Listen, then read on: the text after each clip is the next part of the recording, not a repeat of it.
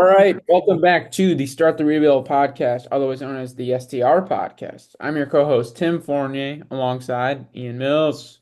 What's going on? It is episode 38, otherwise known as the Rhamondre Stevenson episode. Um, Not a lot of 38s. No, we just went over this. The thing that first popped into my head was Semi Ojeleye for some reason, former Celtic, but he was 37, so that didn't even work. I came into today thinking it was 39, so I was scrambling, and I somehow pulled Jeff Heath, former Cowboys safety, out of somewhere, Yeah, and he kicked that's an really extra good. point or a field goal or something once or twice. Yeah, that was a good pull. Thing. That was a really good That's a pull. thing. Rhamondre, I've had in fantasy like the last 3 years, and He's like at an least the last two like years, 8.2 points. he's like either I feel like he's pretty consistently at like 10 points, and then they just randomly bench him every once in a while, and then they go right back to him. And it's like, Yeah. maybe just don't bench him. Just let him do his thing, you know? He had that Give one me good fantasy season like 2 or 3 years ago where he caught like definitely not last year. 60 Yeah, but passes yeah, or something for no yeah, reason. yeah, yeah. Like Ramondre, probably. Yeah. Uh, but I mean, the fact that we didn't say this right off the top is insane to me. The biggest sports story, especially for the two of us. The Binghamton Bearcats, winners of three straight. They go in at home, beat Vermont. They knock Let's off Vermont. go. For the first time since 2015, they had lost 22 straight to them. They knock off Dominance Vermont. from the Catamounts. Yeah, I don't want to talk about it. And then they take on UAlbany, knock off their rivals from in-state, from the capital region, and then last night they host UMass Lowell, who was last year's conference runner-up, and they knock them off at home. Wow. Three straight wins. Gavin Walsh, their big man, he broke his own program record for most rebounds in a game with 23. God damn.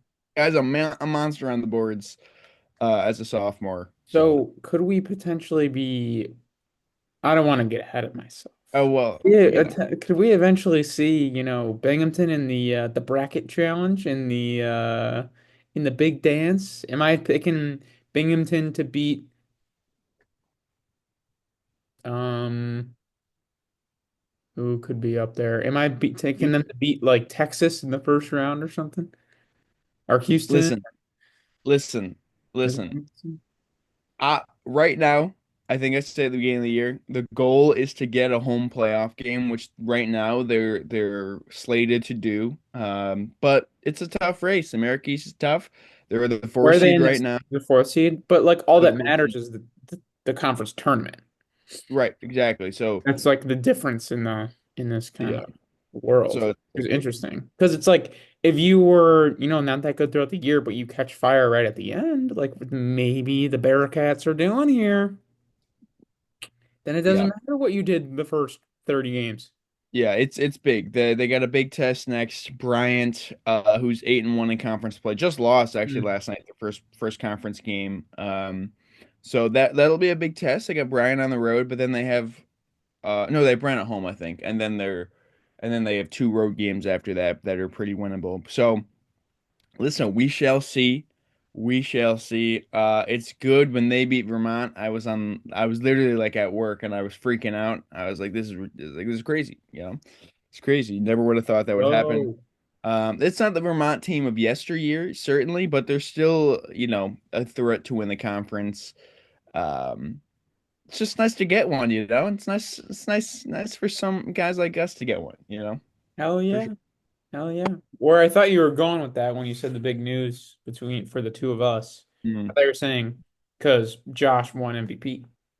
Yeah, Official. that's why I said big news. That's why I was trying to like, yeah, Mm, uh, trying to play. the more But important news. before we get there, I don't think we need to spend a ton of time on it. Like you can give like a monologue if you'd like. Just because we've talked about it so much and like yeah, we already kind of said our whatever. yeah. But and then we can talk about the Super Bowl or whatever.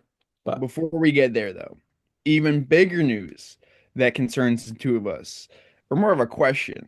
What the hell are the Sacramento Kings doing right now? dude, Doesn't seem like they have a direction at all, so here's the thing, right? except just being a nine seed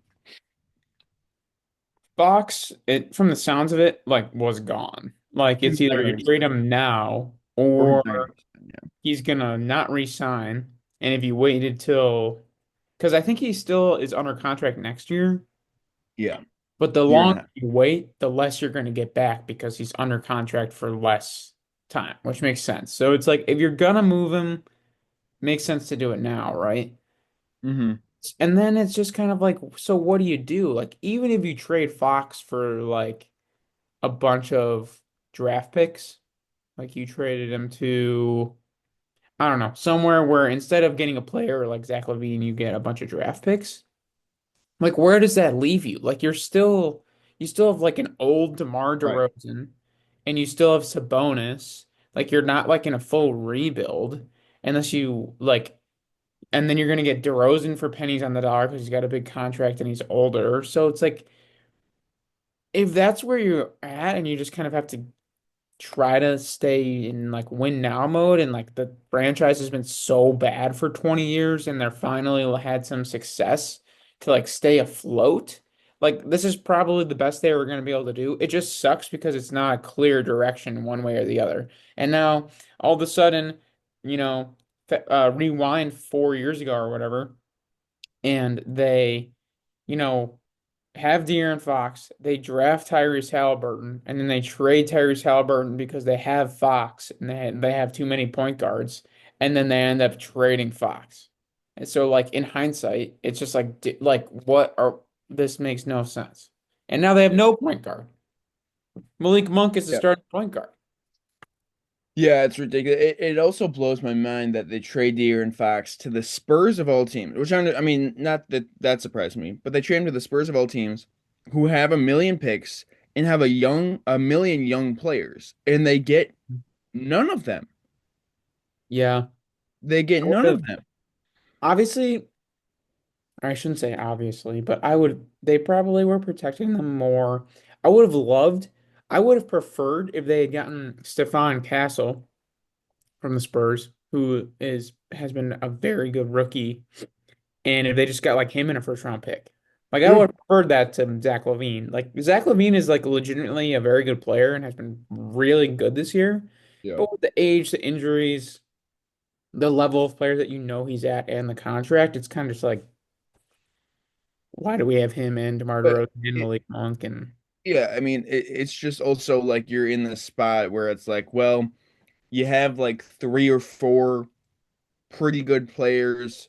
You know, Domantas Sabonis and Zach LaVine probably are like borderline all-star guys. I mean, Sabonis is kind of a bona fide all-star at this point, but like you he got still like you're snubbed, not to be fair. He's gonna like make an they all get NBA snubbed. team and not make an all-star team again.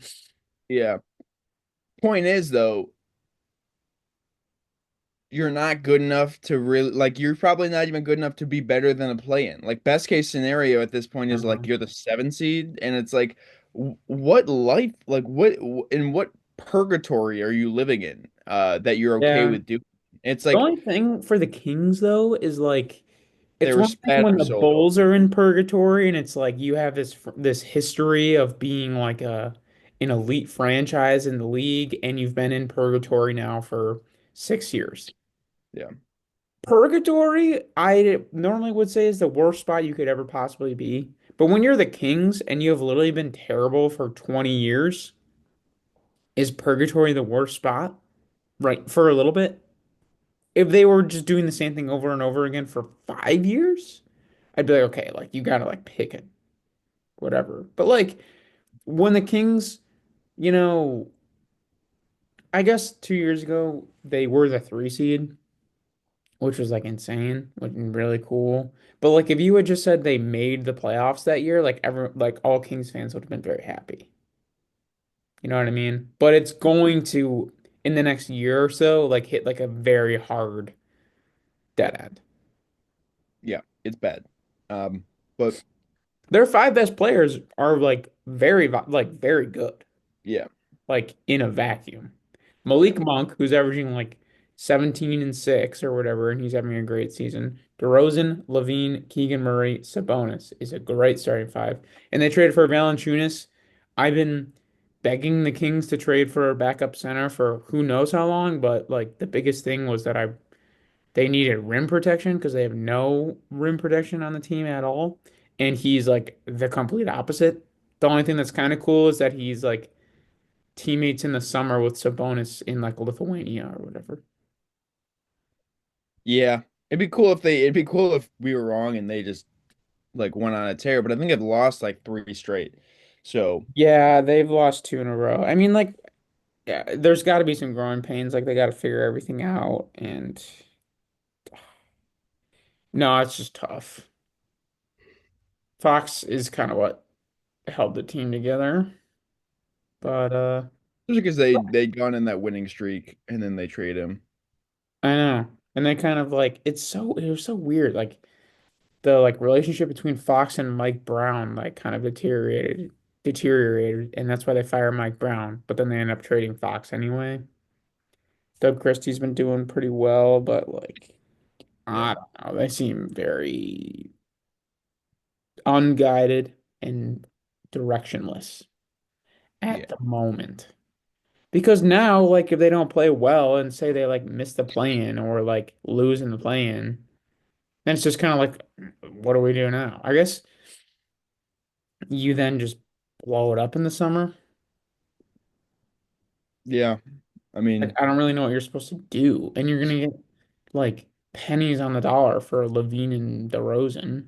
Rosen, yeah. And what's the point of trading Sabonis? Like, he's one of like he's really good. Like, and so we ought to see. We Yeah. ought to see. Who knows, man? Who knows? Um, but yeah, anyway, Josh Allen officially MVP. I think everyone knows where my vote would have been and where my biases lie. But at the same time, I absolutely cannot be upset with it because I think Josh was a deserving MVP candidate. Yeah, it's one of the most I think it's probably like the second closest MVP, maybe third closest MVP race ever. Yeah. Like outside of when Steve McNair and Peyton Manning were co-MVPs, right? Um, it's ridiculous how close it got. I mean, it was Josh had 27 first place votes, Lamar had 23. I think overall points wise, Josh edged him like 383 to 361, something like that. Wasn't by much. Pretty cool though. Yeah, I mean, if you're a Bills fan, obviously you want the Super Bowl. I mean, same thing with the Ravens. You want to be in the Super Bowl. You don't. I've like tried my hardest not to think about football the last week and a half, and then yesterday I was at work and I was like, "Oh, I'm gonna have to think about football tonight." Like I like know what no way about it. Um, I gotta be locked in. I went into the night kind of thinking Josh was not gonna win, because of the way that the All-Pro voting went. Hmm. Mar winning, first team quarterback, with the odds ending at the end of the season sort of in Lamar's favor a little bit. And then the odds the last like 2 weeks, really since the playoff game when the Bills and Ravens played, the odds sort of flipped back in Josh's favor, which confused me. I didn't understand it because I was like, the voting's done. This game shouldn't matter. Yeah. Obviously, someone knew something. And Josh won MVP, and that was cool. I mean, it was the first time since 1991 a Bill's been named MVP, just a third time ever. His speech Pretty was cool. obviously really cool. Again, yeah, he was really deserving.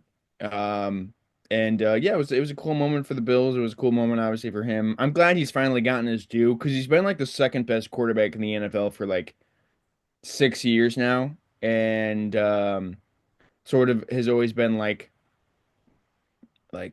either really good, but oh, he has too many turnovers. Which and then even this year, he was really good, but he didn't have a lot of turnovers. But now it's like, oh, we actually don't care about turnovers anymore. So, who cares about that? So it's like it's funny how it works, but yeah, again, I think I mean, certainly there was a conversation. Again, I thought Lamar was going to win. I thought based on like how the MVP voting usually goes, Lamar probably should have won it, but because Lamar won it last year and probably didn't deserve it, like I'm almost at this point where I'm like, you know what, like it's like it goes both ways. Um, but also it's like end of the season, their stats were very comparable. Josh won more games and played less time. Because he obviously didn't play the last game of the year. So it's like anyone acting as if it would like should have been a blowout either way is kind of blowing smoke, I think. Definitely. Yeah. I think almost kind of cool how it ended, where one got an All Pro and one got an MVP. Um, and I think that like the way that shook out like almost kind of makes a little bit of sense. Where I think Lamar might have had, The I mean, it's stats. all for debate, a little bit better stats, and then one kind of the All Pro vote.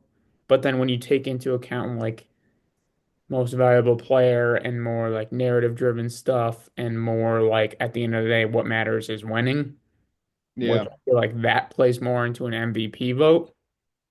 Um, that Josh won, and I have no problem with that. And then he won the playoff game anyway, which kind of like and played better, so it kind of just like solidified that. So I don't know, makes sense in the world, and I'm not. I mean, obviously, I would have rather Lamar to win, and that would have been my vote, but it's not. Like I said, can't be upset about it because Josh is very deserving, and yeah, that's kind of it. I think everything that's needed to be said about this debate has been said. It has been it has been a long debate. Like I'm kind of done with it. I'll say this. Happy for I'm Josh. glad.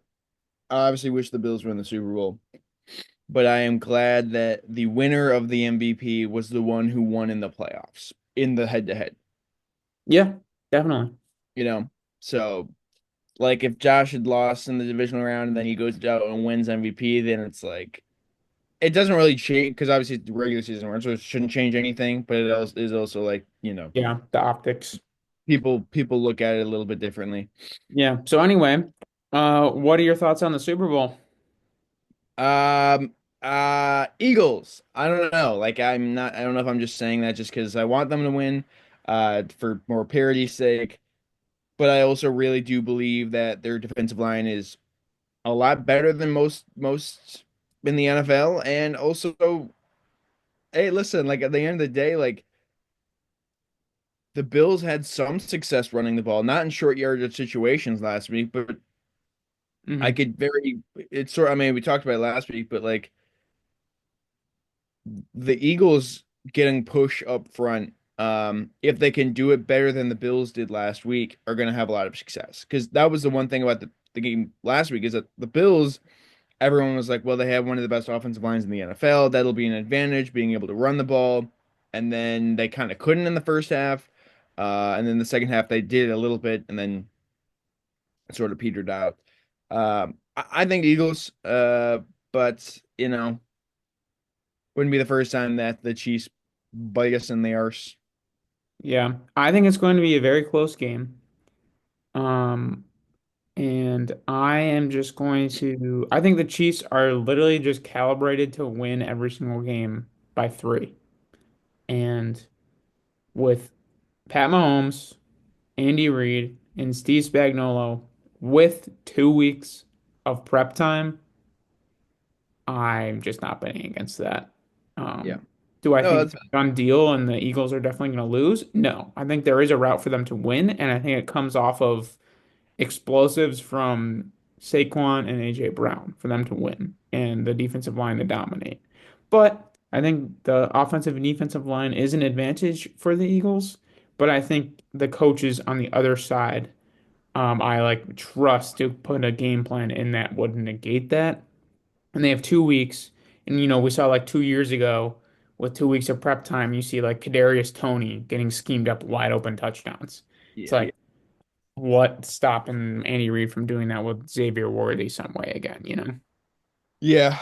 Yeah, we'll see. That's why I don't know. I mean it's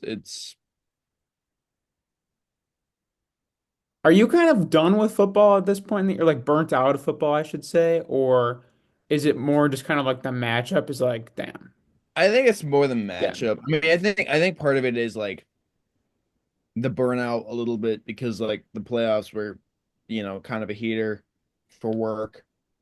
But also it probably comes more down to like if this was like I don't know. I I was like, guess an because element of, sorry, go ahead. well, yeah, I'm just saying like yeah, if it wasn't like a repeat of 2 years ago and it was Chiefs going for their third straight and fourth overall, like I probably would care about it a little bit more. Also, it's just like when the Bills lost in the AFC Championship, it was sort of like, all right, now I'm just not going to pay attention to sports media because it's like I Yeah, don't want to sure. relive that. And then the Luka Doncic trade happened, and then I was like, okay, you know what? I'm going to listen to sports media to hear about the Luka Doncic trade, and now I'm like, all right, probably got to care about football again. So it's not that I'm burnt out of football. Maybe it is a little bit, but it's probably more about the matchup. Yeah, I think there's a seasonal aspect of the NFL too, where it's like every weekend for, what is that? 3, 4 months Yeah. is like so much information overload. There's 32 teams playing, there's 32 storylines for each team going on, and there's so much to pay attention to, so much happening every single week. And then all of a sudden the playoffs come and there's only, like 4 games for the weekend. And then it just kind of slows down your like all I'm thinking about is football every week, every Sunday from, 1 to midnight. All I'm thinking about is football and like what's on. And then that kind of changes a lot and it kind of lulls you to sleep a little bit in terms of like you're not as like locked in on it.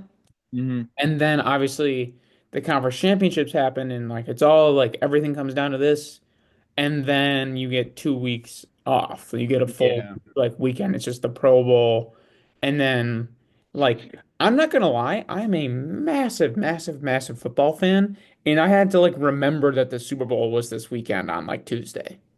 I was like, oh wait, shit, like the biggest game of the year is in 5 days. It is one of the least hyped up Super Bowls There's probably of also that. Yeah, that's what I was asking. like it's easily the like least hyped up Super Bowl probably in a long time.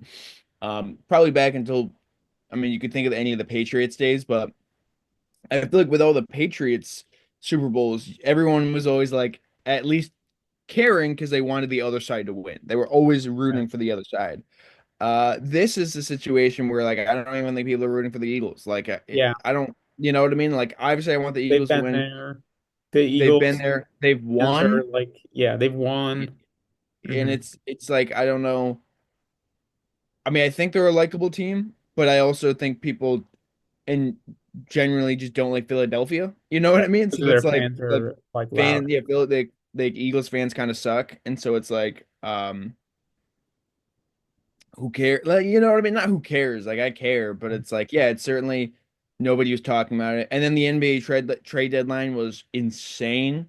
hmm Uh, so I was sort of reminded, like, oh right, like the NBA exists. Like it's, I kind of forget about like the Yeah. NBA gets dominated at all times by the NFL, and then this week, the week of the Super Bowl, the NBA got a win, which is kind of funny.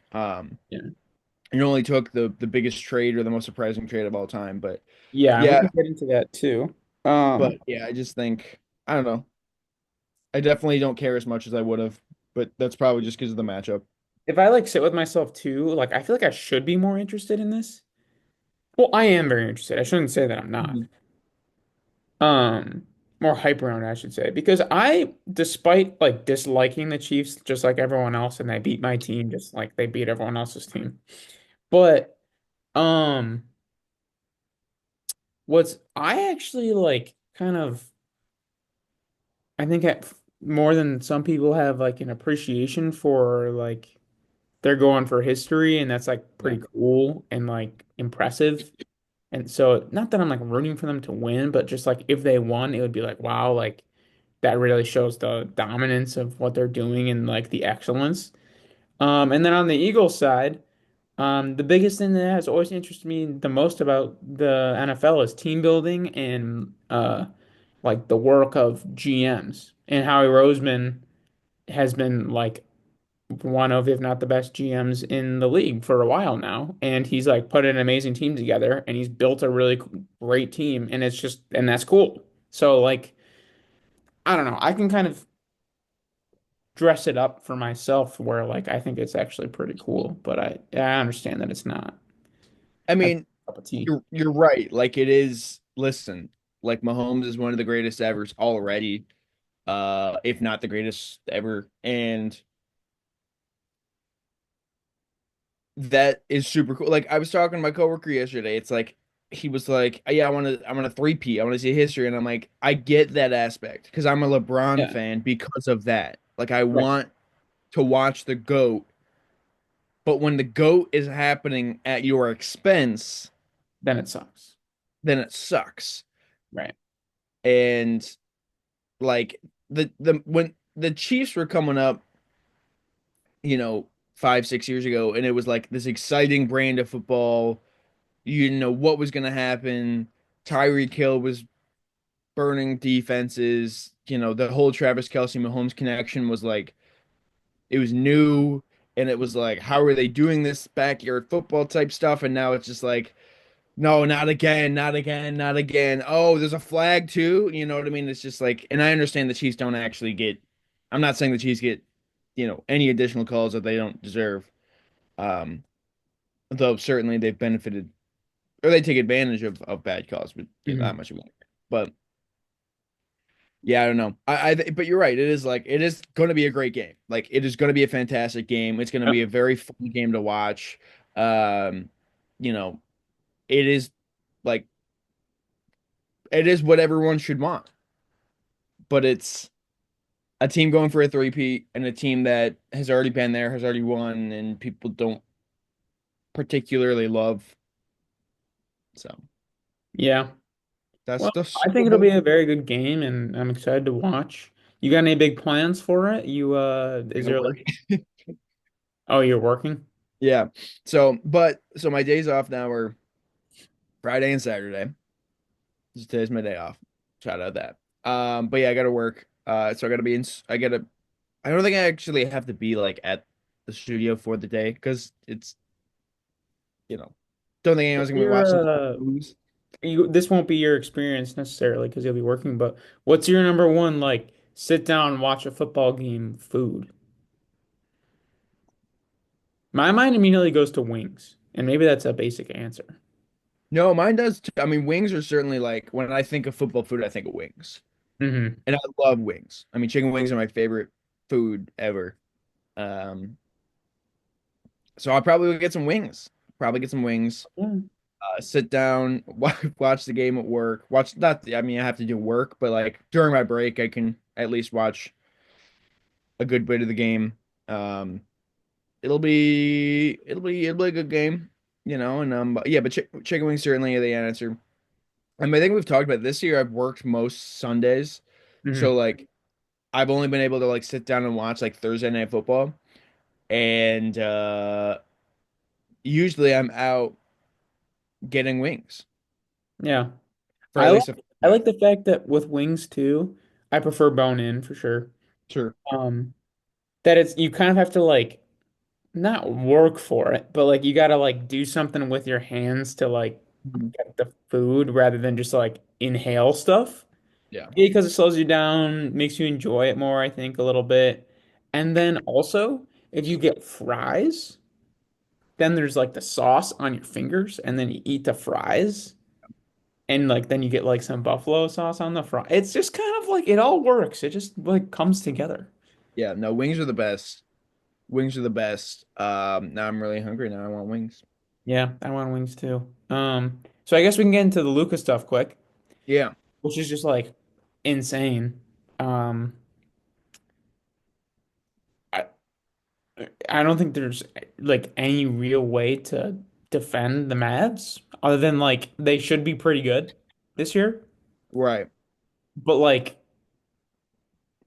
I don't think I'm saying anything new when I say there's just like a lack of foresight to the point where I think there just like has to be going something going on that we don't fully understand, like with the new ownership, with something like Mark Cuban, who like has been like at the forefront of the Mavs for so long, and it seems like he loves that so much. He like gets out of he like sells a bunch of his shares of the team. When was that? Like a year ago? Yeah, he even And said a he had year nothing. later, they trade their biggest marketable, best future player. Like that just like doesn't add up. Like it seems like I don't know.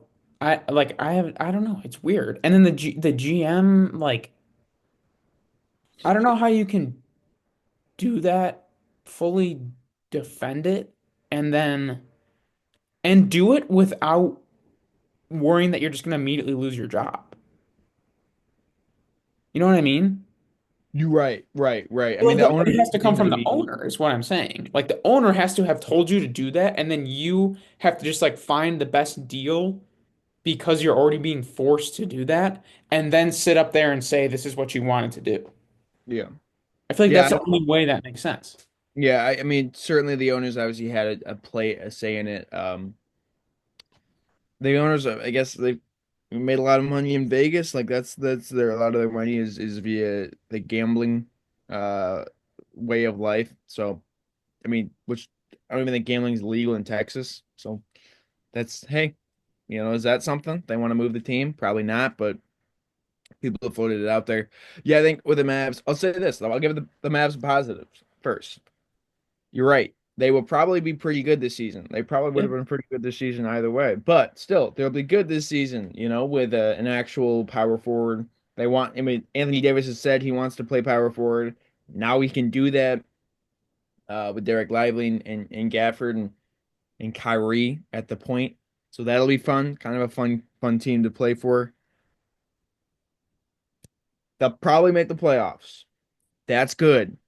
Probably would have made the playoffs either way if Luka came back and was healthy. But, nonetheless, if Luka actually is like gonna be the next Joel Embiid and is gonna be overweight, not that Joel Embiid's overweight, but is gonna be overweight, can't play basketball, misses a million games over the course of the next 10 years. If that is the case, which really we have no track record to think it is, because this is the first year he's missed extended time in his career.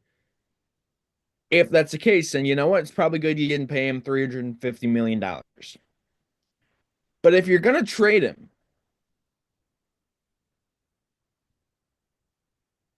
you don't just get Anthony Davis. Yeah, you're Like gonna trade this guy that you have like injury concerns about.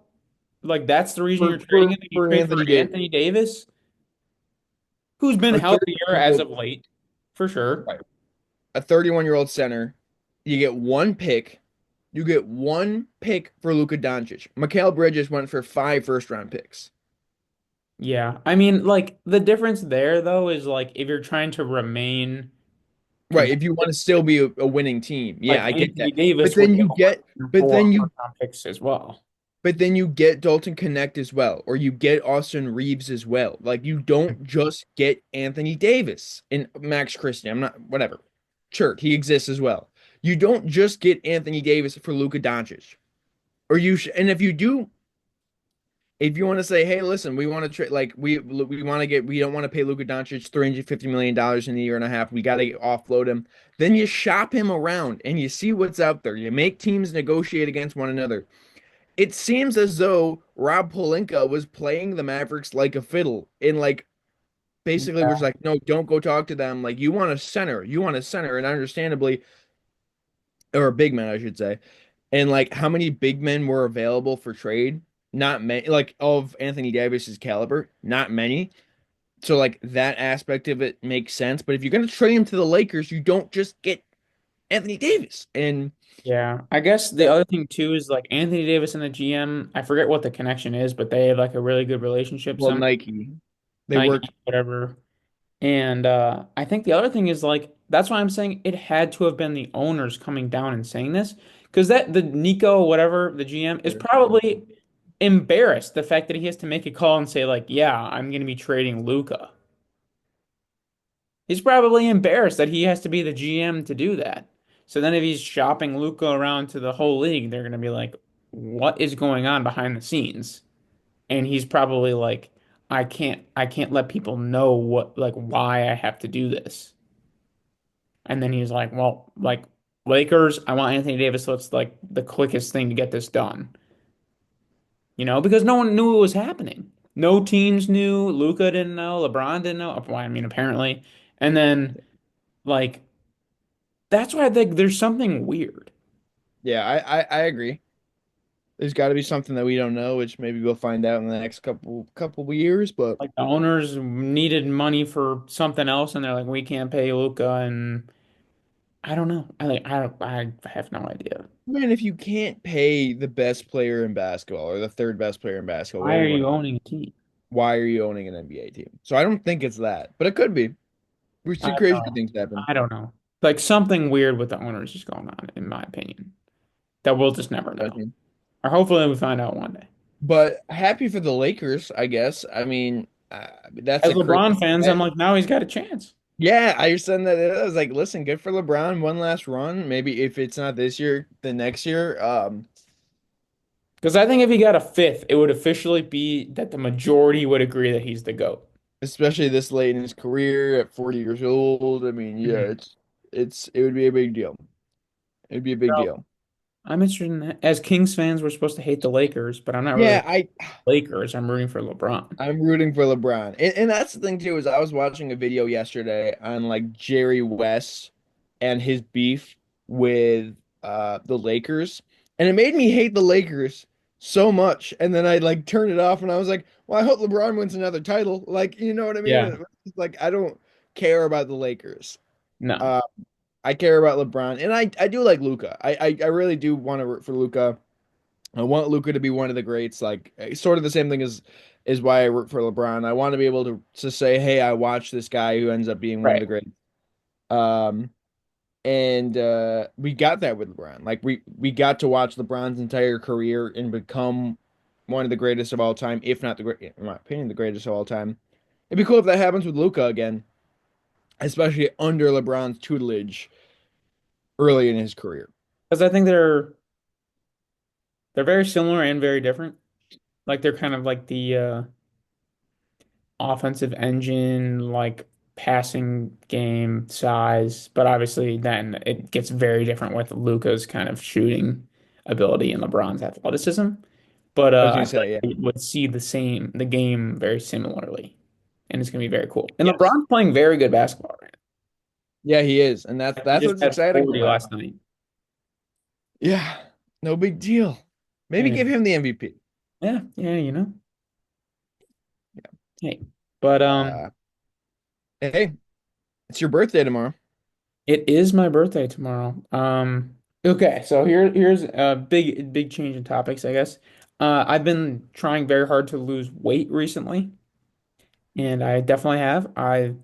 Um Okay, so before I went home for Christmas, I was probably like 187, 188, and I Yeah. just binged my face off, like eating as much food as I possibly wanted. And this is not a direct representation of fat gain. It's all like food in my stomach and the water weight you gain from eating a lot of carbs because your glycogen storages in your muscles start to hold more water when you eat more carbs, whatever, which is not fat gain. I went all the way up to 201 when I was home. And then I said, I'm going to go on a 8 week, very strict diet other than very specific dates.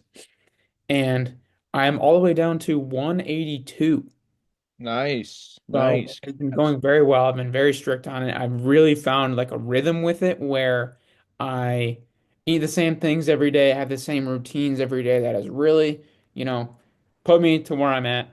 But it's all going to lead up to tomorrow, or it's my birthday, and that is one of the days that I am allowing myself to go off the diet. And I'm gonna go crazy. I'm gonna eat a lot of food. It's gonna be a lot of fun. And it's the best feeling in the world is like eating a ton of food that you've been really wanting to eat when you feel Mhm. like you kind of have like earned it and you don't have the guilt of like, okay, well, I'm gonna have this like all these like cookies or whatever, and I didn't really do anything to earn it. I just kind of like want it, and now I'm just like giving in to my like cravings and Enjoy. Yeah. whatnot. So that's gonna be awesome, and my weight will jump up like 5 pounds. And like I said, it's not gonna be 5 pounds of fat. It's gonna be water weight from the carbs and the food in my stomach. So my kind of goal, and we can kind of get into goals for the weekend, I guess, whatever, is fully enjoy the weekend. It's gonna be my birthday on Saturday. Go out with my friends. Super Bowl Sunday, gonna be great. My goal is to then jump right back into what I was doing, and I would expect within 4 or 5 days, my weight is right back to where it was. Yeah. Can't Yeah. really do that much damage in a day, which is very important to remember.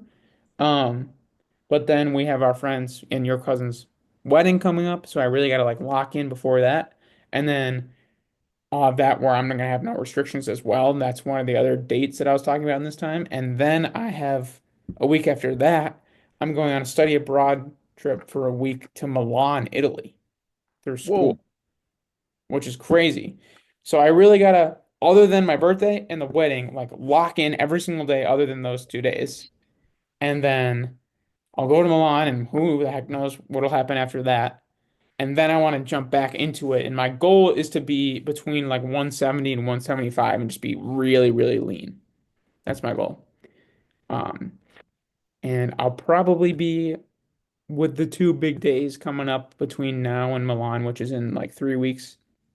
I'll probably be ma around right where I'm at now or a little bit lighter, 180 to 182 probably. So that's the goal, I guess. Fair enough. Well, I've actually been sort of through a not similar thing because my diet is certainly not as like strict as what you do. But I've been pretty strict the last like week and a half, 2 weeks of just trying to eat healthy, trying to eat better. Mhm. For no real particular reason. Again, I'm at a pretty healthy weight that I've gotten down to. But again, I think I might have mentioned one of my buddies from college is visiting this weekend. So throwing that all out the window. And but it's also one of those things where it's like I don't sort of what you just said, like I'm not like I'm gonna be excited for it. Like I'm gonna be feel good Yeah. about it. Like I've That's what earned makes it it. so much like better. Right. Exactly. And so that's sort of the thing is like I haven't eaten really anything crazy in the last couple weeks. Have kept in my calorie deficit, have gone on, you know, steps are up, whatever, haven't really drank. And so it's like that's gonna be pretty exciting to see. And then so yeah, that'll be exciting. But yeah, I'm excited that you got your birthday, and then we're gonna get crazy at a wedding in 2 weeks. Speaking of that, next week I'm gonna be in New Jersey, so I'm gonna eat a lot then too. So got a couple sort of the same thing. Got a couple weekends in a row where it's like got a lot to do. And it's not even I'm gonna Get be a in New lock Jersey to in visit during the my week, you girlfriend. know? Yeah, I'm gonna go to New Jersey to visit my girlfriend for Valentine's Day. But her mom loves to just give food and sweets Mhm. specifically. Sweets Mhm. specifically. And I'm pretty good at being like, oh no, I'm good. But you also like with her, with and this is a word of advice for all my guys out there. If you have, your girlfriend's mom or your mother-in-law who's like constantly trying to give you stuff, you gotta take at least one thing. You don't have to take it all, but you can't say no to everything. Right. You need to say yes to something. And so I've found a system where I'm just trying to say yes to the smallest thing or whatever's gonna, makes the most sense at the time. Like if I know I'm gonna eat in an hour, okay, give me something really small that's gonna tide me over. If it's six, six different types of cookies, okay, which one's the smallest, or which one has the least sugar in it, or whatever. And I fail at that pretty often, but that's sort of where I try to like find myself because I'll be like, Yeah. oh, I'll take this, and then my girlfriend will be like, but you actually want this, like you actually want this one, right? And then I'm like, maybe, like I don't know, and then usually I kind of fall for it, but Yeah. No, that's definitely a tough thing to maneuver because then, even then, when you say like, and you like try the small thing, whatever, and you're like, you want to be complimentary, and you're Mhm. like, this was so good, like, thank you so much, like, I love this thing. Then they're like, oh, you love that. I'm gonna try to give you 500 more. Yeah, I'm gonna keep making it for. I'm gonna like give you more, and then you like, but you just wanted to like be appreciative. for sure. It's even like a joke amongst when I visit where I'm like, the most I eat is always when I'm there. Hmm. And it's just because she's constantly churning out food. And look, there's nothing wrong with it. Like it's not unhealthy food by any means, but it's like we do that and then we go out, me and my girlfriend will go out to dinner. And usually when you're out to dinner, you're spending a lot of money. We like to get appetizers and all that stuff. And then it's like I want to enjoy my dinner, but then I'm also eating other stuff and I don't Yeah. know. It's I, not a bad thing. It's just yeah. Um, on the like opposite end of the spectrum, my kind of goal this weekend as well is in the past where I've kind of done this thing where I've been like dieting really hard and I like give myself a day to like have what I want. I get into like a extreme mode where I'm just like inhaling everything. It's like, oh, this is my only day to eat everything, and I like don't even like enjoy what I'm eating. I'm just like eating to eat. I want to like slow down and like actually appreciate what I'm eating and that it tastes good. And I think that'll like help to not overeat too much. I'm definitely going to overeat, but and then also just enjoy it more. yeah, for sure. Yeah, I've done a I honestly like, don't eat that much at work. Like I'll usually like have something small before work, maybe like a snack during work, and then I'll come home and actually eat dinner, Hmm. which has been really nice because then I get home and I'm really hungry, and then I am like, okay, I can eat dinner and not feel bad about it. Hmm. But the last couple weeks, or really the last 2 weeks since Bill season's ended, like I've gotten I've gotten dinner during work because it's sort of slowed down, and like have sort of like actually used my break. Usually I kind of like work through my break.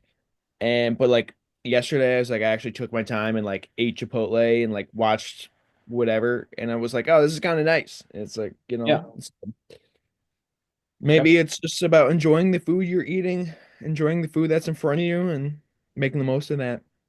That's right, man. Well, I think that's a good end there with that message.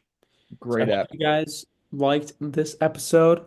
Leave a like, leave a comment, subscribe, hit the bell, hit one of the buttons, and we're leaving you with the Ian Riz face. So we'll see Episode you 39, the Levi Wallace episode, the early career Jeremy Grant 76ers episode. the Steven Jackson episode. Steven Jackson, Brandon Carr. All right. I don't have any. Peace out, everybody. See you in the next one. Bye. See ya.